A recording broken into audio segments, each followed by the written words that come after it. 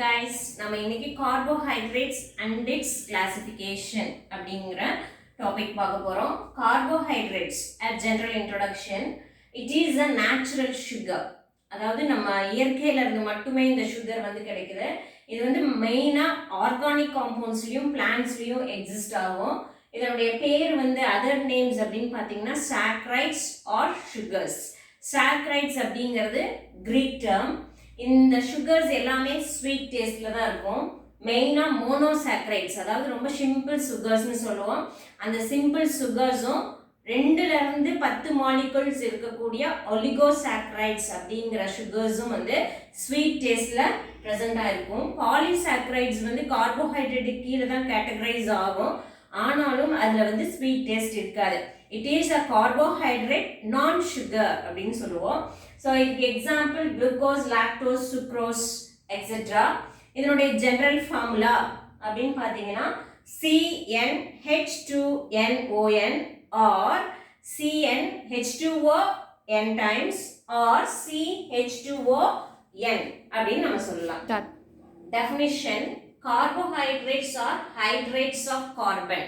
It contains only carbon, hydrogen and oxygen. Already நம்ம வந்து formula எழுதும்போது என்ன எழுதுறோம்? CnH2nOn அப்படின்னு எழுதணும் இல்லையா? அதனால இதுல கார்பன், ஹைட்ரஜன் அண்ட் ஆக்சிஜன் மட்டும்தான் இருக்கு. இதை எப்படி டிஃபைன் பண்ணலாம் அப்படின்னு பார்த்தீங்கன்னா optically active polyhydroxy aldehydes or ketones அப்படின்னு நம்ம டிஃபைன் பண்ணலாம்.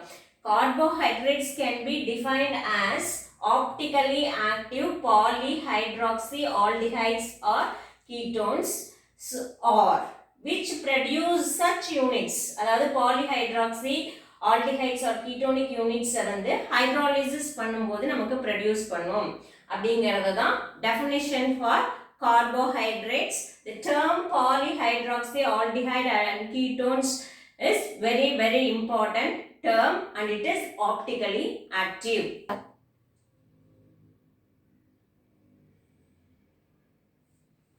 Classification of carbohydrates. Carbohydrates வந்து 3 வகையா நம்ம கிளாசிஃபை பண்ணலாம். ஒன்னு வந்து மோனோசாக்கரைட், மோனோனாலே சிங்கிள் அப்படின்னு அர்த்தம். ஒலிகோசாக்கரைட், that is 2 to 10 sugars, 2ல இருந்து 10 sugars ஒண்ணா சேர்ந்து இருந்துச்சு அப்படின்னா அதை வந்து ஒலிகோசாக்கரைட் அப்படின்னு சொல்றோம். பாலிசாக்கரைட் அப்படின்னா more than 10 sugars. எப்பயுமே நீங்க நல்லா ஞாபகம் வச்சுக்கிட்டோம். மோனோ சுகர்ஸ் அப்படின்னா மோனோசாக்கரைட்ஸ் அப்படின்னா சிங்கிள் சுகர், ஒலிகோசாக்கரைட்னா 2 to 10 sugars, பாலிசாக்கரைட்னா more than 10 sugars. So monosaccharide அப்படிங்கிறது பார்த்தீங்க அப்படின்னா ஹைட்ரலைஸ் பண்ண முடியாது. So it is a simple sugar. இதுக்கு எக்ஸாம்பிள் வந்து குளுக்கோஸ், ஃப்ரக்டோஸ் அப்படின்னு நம்ம கொடுத்துருக்கோம். இதை ஹெக்ஸோஸ் சுகர் அப்படின்னு நம்ம சொல்லுவோம். அதாவது கார்பன் இருக்கக்கூடிய சுகரை வந்து ஹெக்ஸோஸ் அப்படின்னு நம்ம சொல்றோம். ஸோ இந்த 6 கார்பன், அதாவது 3 கார்பன் இருந்துச்சுன்னா ட்ரையோஸ்னும், 3 கார்பன் வந்து ட்ரையோஸ் அப்படின்னும், 4 carbon Tedros, 5 carbon hexose, 6 carbon, 5 carbon pentose and 6 carbon hexose இப்படின்னு நம்ம நேம் பண்ணுவோம் நம்பர் ஆஃப் கார்பன்ஸ் வச்சு. நெக்ஸ்ட் ஒலிகோசாக்கரைட்ஸ்ல வந்து 2 to 10 சிம்பிள் சுகர்ஸ் இருக்கு.